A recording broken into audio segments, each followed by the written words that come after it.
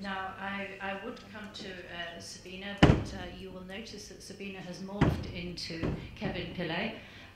She was called away, so we have Kevin Pillay from Siemens at the end of the panel there. And Siemens is well known for investing in energy projects in sub-Saharan Africa.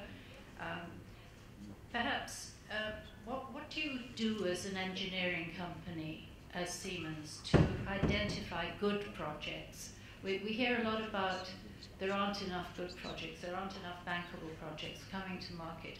How do you, Siemens, pick and choose between, you must see an awful lot of projects that you know will never see the light of day. How do you identify the ones that you think are worth pursuing?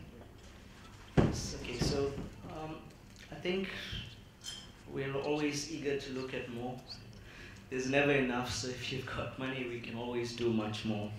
I mean, Siemens is a German engineering company, and at the end of the day, there's two important things that I can think of that we focus on. One is when we get involved in a project, we must be able to bring value to the project. The second thing is it must be sustainable. And there's two parts to this sustainable part. One is on the financially sustainable for us and for the partnership that's working together on it. The second thing is from an image perspective. Because for big companies like us, the biggest factor is reputation. Your reputation precedes you, so you got to make sure when you get involved in a project, you are able to deliver what you started doing.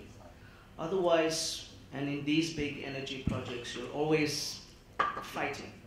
And that never leads to anything successful for you or your partners.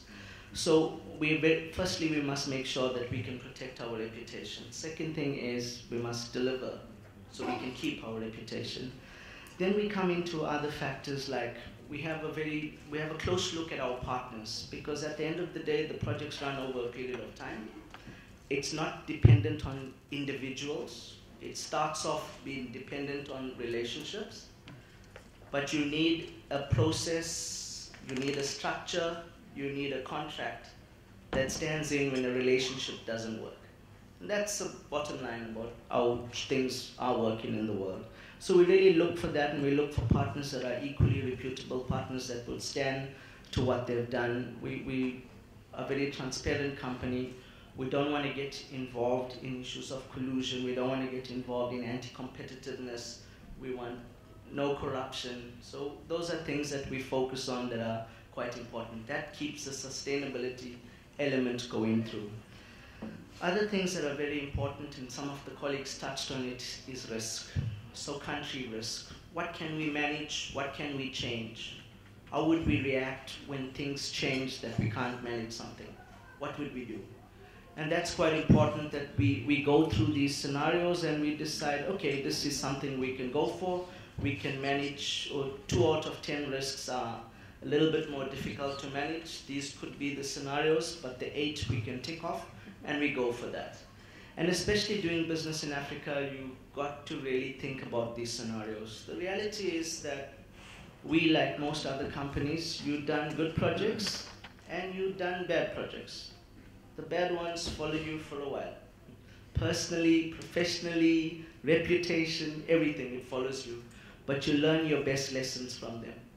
And this is also what you've got to pass through the organization so others don't forget that in time.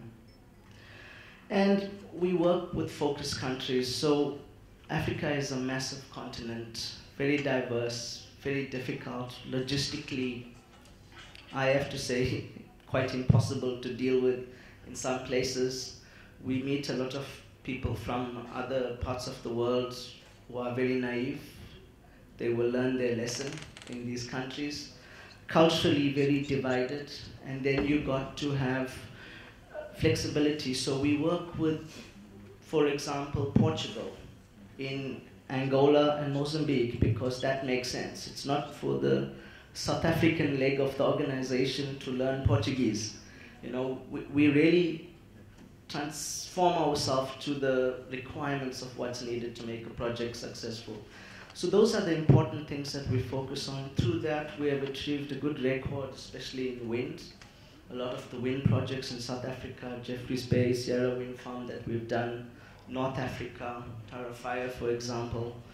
We're working in Mozambique with several projects, mixture of private customers and government. But it's going into it with the right mindset, long-term mentality, analyze, scenario yourself up front, and stick by what you started off with. Thank you very much, Kevin. Doing business in Africa, you can't afford to be without Africa Investor.